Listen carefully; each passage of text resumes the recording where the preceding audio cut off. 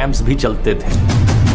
टूनेशिया के देश में एक ऐसी घटना होती है जो पूरे मिडिल ईस्ट के रीजन को हमेशा के लिए बदल कर रख देती है। इसका नतीजा ये होता है कि पूरा का पूरा ये सीरिया का देश एक बेहद खौफनाक वॉर जोन बन जाता है। कई सारी सरकारें पलट जाती है, कई सारे तानाशाहों का सिंहासन उलट जाता है। हालत ये हो गई थी कि डेरा के शहर में टैंक्स भेजे जाते हैं असद के द्वारा। फ्यूनरल्स पर भी बैन लगा दिया जाता है क्योंकि वहां से प्रोटेस्ट बढ़ रहे थे और ये बशार अल असद की एक बहुत बड़ी बेवकूफी साबित होती है। आर्मी के अंदर ही रेबेलियन होना शुरू हो गया था, इसलिए सीरियन आर्मी अपने खुद के सोल्जर्स को गोली मारने लग गई और यहीं से ही शुरुआत होती है दोस्तों सीरिया में सिविल वॉर की।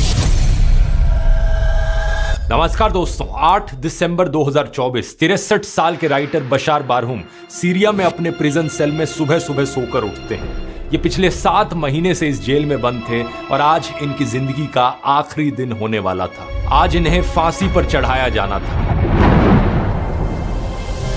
असल में बात क्या है, वैसे तो बशार बारहूम सीरिया के डिक्टेटर बशार अल असद के सपोर्टर रहे थे, लेकिन कुछ टाइम पहले उन्होंने एक टेलीविजन इंटरव्यू दे दिया था जिसमें उन्होंने ईरान को क्रिटिसाइज कर दिया था। उन्होंने ईरान के देश पर सीरियंस को एक्सप्लॉइट करने का आरोप लगाया और बस इसी बात पर उन्हें जेल में डाल दिया गया था। 8 दिसंबर की सुबह को वो अपनी जिंदगी के आखिरी मिनट गिन रहे थे। उन्हें पता था कि कुछ ही देर में दरवाजा खुलेगा और सिक्योरिटी फोर्सेस उन्हें लेने आएंगी एग्जीक्यूशन के लिए। लेकिन जैसे ही दरवाजा खुलता है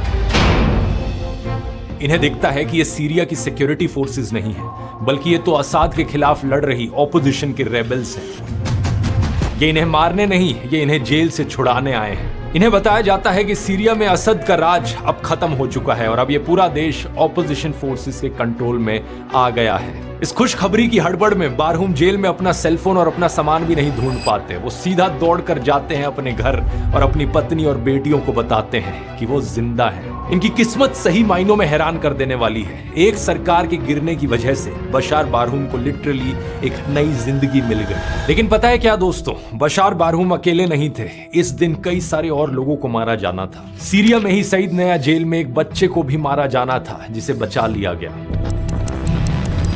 आज के वीडियो में आइए जानते हैं कहानी बशार अल असद की। सीरिया के वो डिक्टेटर जिन्हें एक समय पर आईसिस भी नहीं हरा पाई थी, लेकिन आज के दिन इनकी डिक्टेटरशिप 2 हफ्तों के अंदर अंदर ताश के पत्तों की तरह ढह गई। आखिर ये कैसे हुआ और अब सीरिया का क्या होने वाला है, ये है कहानी सीरिया की सिविल वॉर की।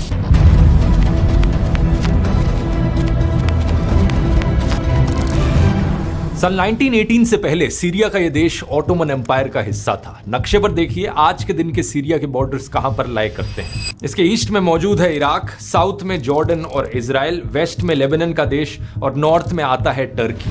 वर्ल्ड वॉर 1 में ऑटोमन एम्पायर को हराने के बाद जो यूरोपियन देश इस वॉर को जीते थे वो इस पूरे रीजन पर कब्जा कर लेते हैं और इन इलाकों को आपस में बांट लेते हैं। सीरिया का ये रीजन फ्रांस के हिस्से में आता है, तो 1918 से लेकर 1946 तक यहाँ फ्रांस का राज चलता है और यहाँ के लोग उसके खिलाफ रिवोल्ट करते हैं। कई लड़ाइयां होती हैं जिसके बाद जाकर साल 1946 में सीरिया को आजादी मिलती है फ्रांस से।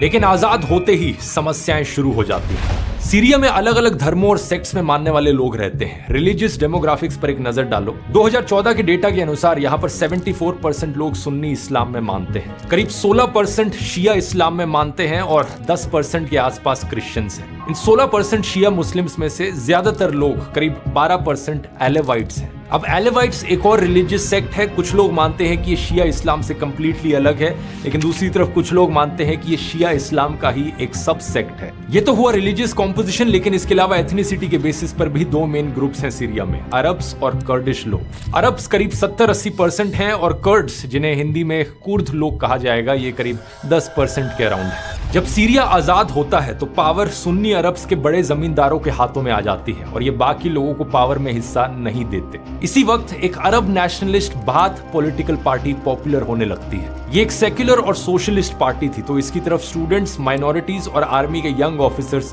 आकर्षित होने लगते हैं। आजादी के पहले 10-15 सालों में कई सारी चीजें होती हैं, जैसे कि 1948 की अरब इजरायली वॉर जिसमें सीरिया भी पार्टिसिपेट करता है। 1958 में एक यूनियन बन जाता है इजिप्ट और सीरिया के देशों का, और दोनों कंबाइन होकर एक नया देश बना लेते हैं, यूनाइटेड अरब रिपब्लिक। सीरिया में कई सारे मिलिट्री कूज देखने को मिलते हैं 1961 में, 1962, 1963। इन सब की डिटेल में मैं नहीं जाऊंगा, लेकिन मार्च 1963 के मिलिट्री कू के बाद होता क्या है कि आर्मी में बाथ पार्टी के सपोर्टर्स के हाथ में पावर आ जाती है। इस पॉलिटिकल पार्टी के अंदर भी एक इंटरनल पावर स्ट्रगल होता है, जिसके बाद नवंबर 1970 में जनरल हाफिज अल असद पावर सीज कर लेते हैं। An ambitious minister of defense seized control. His name was Hafiz al-Assad. 1971 में सीरिया के प्रेसिडेंट बन जाते हैं और जल्द ही सीरिया के देश में ये डिक्टेटरशिप एस्टैब्लिश करते हैं। इंटरेस्टिंग चीज ये है कि एक सुन्नी मुस्लिम डोमिनेटेड देश में ये खुद एक माइनॉरिटी से बिलोंग करते थे, ये एक अलावाइट थे, लेकिन इसके बावजूद भी जनता में ये पॉपुलर थे क्योंकि इनके समय में इकोनॉमिक डेवलपमेंट और लैंड रिफॉर्म्स देखने को मिले। एजुकेशन को बढ़ावा दिया गया और मिलिट्री को मजबूत किया गया। ऐसा नहीं है कि एक क्रूर तानाशाह नहीं थे, बिल्कुल थे। पावर कंसोलिडेट करने के लिए ये अपने ओपोनेंट्स को रिप्रेस करते थे। जो भी इनके खिलाफ आवाज उठाता उसे दबा दिया जाता, जैसे कि 1982 में सुन्नी मिलिटेंट्स हमा ने हाफिज अल असद के खिलाफ रेबेल किया, लेकिन इनकी मिलिट्री ने जवाब में 20,000 लोगों को ब्रूटली मार दिया। इस घटना को 1982 का हमा मैसेकर करके बुलाया जाता है। धीरे धीरे जैसे साल बीतते गए अलावाइट्स का कंट्रोल सीरिया पर बढ़ने लगता है। 1990s तक आते आते हफीज बीमार रहने लगे थे। इनके बाद इनके बड़े बेटे बासिल सीरिया के प्रेसिडेंट बनने की रेस में सबसे आगे होते हैं। ये एक बड़े ही पॉपुलर और कैरिज्मेटिक मिलिट्री फिगर थे, लेकिन 1994 में एक कार एक्सीडेंट होता है।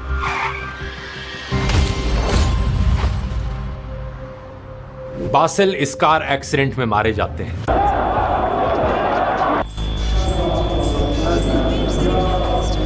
हफीज के छोटे बेटे बशार अल असद उस वक्त लंदन में डॉक्टर की पढ़ाई कर रहे थे। ये आंखों का डॉक्टर बनने के लिए पढ़ रहे थे। ये सीरिया वापस आ जाते हैं। 10 जून साल 2000 हफीज की एक हार्ट अटैक की वजह से मृत्यु हो जाती है और सीरिया के नए प्रेसिडेंट बनते हैं बशार अल असद।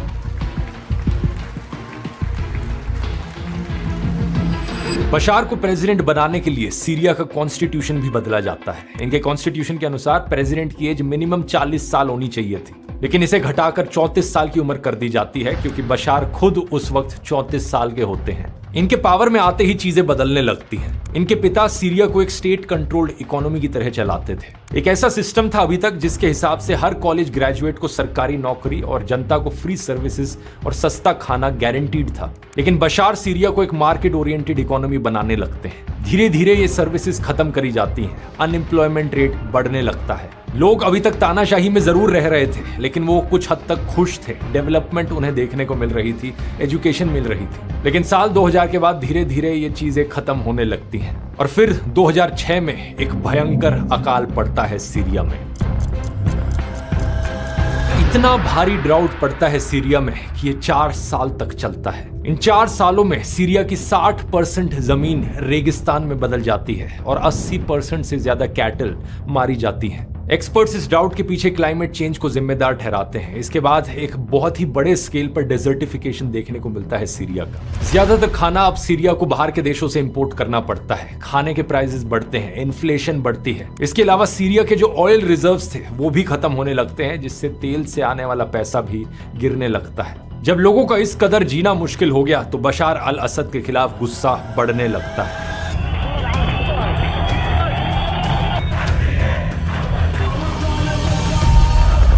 17 दिसंबर 2010 टूनेशिया के देश में एक ऐसी घटना होती है जो पूरे मिडिल ईस्ट के रीजन को हमेशा के लिए बदल कर रख देती है। टूनेशिया के एक छोटे से नगर में एक सब्जी वाला मोहम्मद बुआजीजी अपनी सब्जी का ठेला लेकर खड़ा होता है। तभी पुलिस उसके तराजू को छीन लेती है क्योंकि उसके पास ठेला लगाने का परमिट नहीं था। वो इसकी शिकायत करने प्रोविंशियल गवर्नमेंट बिल्डिंग में गवर्नर के पास जाता है, लेकिन गवर्नर उसे मिलने से मना कर देता है। इसके बाद मोहम्मद बुआजीजी बाहर सड़क पर निकलकर अपने आप को आग लगा देता है।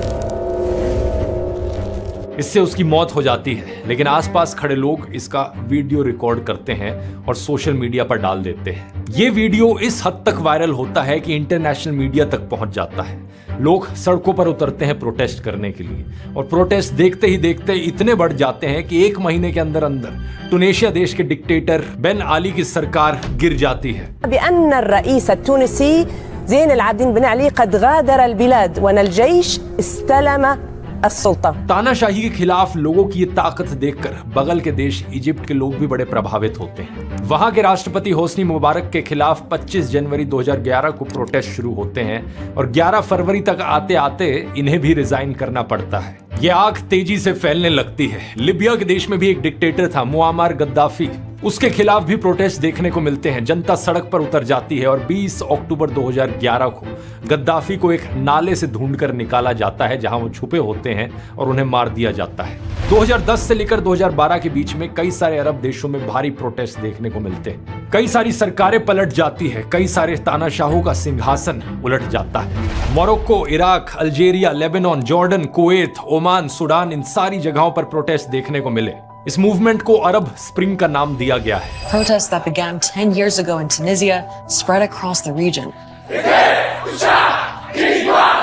इन सभी देशों में प्रोटेस्ट के पीछे कारण एक जैसे ही थे, बिगड़ती इकोनॉमिक हालत, बढ़ता पॉलिटिकल करप्शन, बढ़ती बेरोजगारी, बढ़ती महंगाई। फेसबुक और ट्विटर जैसे सोशल मीडिया प्लेटफॉर्म्स का राइज भी इसी समय देखने को मिला था। इन प्लेटफॉर्म्स की मदद से लोगों को एक जरिया मिल पाया अपना गुस्सा निकालने का। पुलिस ब्रुटैलिटी और करप्शन के वायरल वीडियोस चारों तरफ फैलने लगे और सभी लोगों को एहसास होने लगा कि हमारे देश में अमीर लोग और अमीर बनते जा रहे हैं, सारे राजा महाराजा मजे में हैं और आम इंसान के लिए जीना मुश्किल हो रहा है। नौकरियों की सख्त कमी है। डॉक्टर्स, इंजीनियर्स, टीचर्स या सिविल सर्वेंट्स, जब एक देश में नौकरियां होती हैं तो लोगों के पास पैसे खर्च करने की क्षमता ज्यादा होती है। इसी से ही सही मायनों में इकोनॉमी को बढ़ावा मिलता है। यहां मैं आपको बताना चाहूंगा दोस्तों टेक्स्ट बुक के बारे में। एक ऐसा प्लेटफॉर्म जो इंडिया के 800 से ज्यादा एग्जाम्स की तैयारी के लिए ट्रस्टेड है, चाहे वो यूपीएससी हो, एसएससी, बैंक्स, आईआईटी या नीट, सभी एग्जाम्स की तैयारी यहां पर करी जा सकती है। यहां आपको मिलते हैं 80,000 से ज्यादा mock test, real time ranking, detailed solutions और टेस्ट एनालिसिस जो आपकी तैयारी को नेक्स्ट लेवल पर ले जाते हैं। सबसे जरूरी बात, टेक्स्ट बुक पर लगभग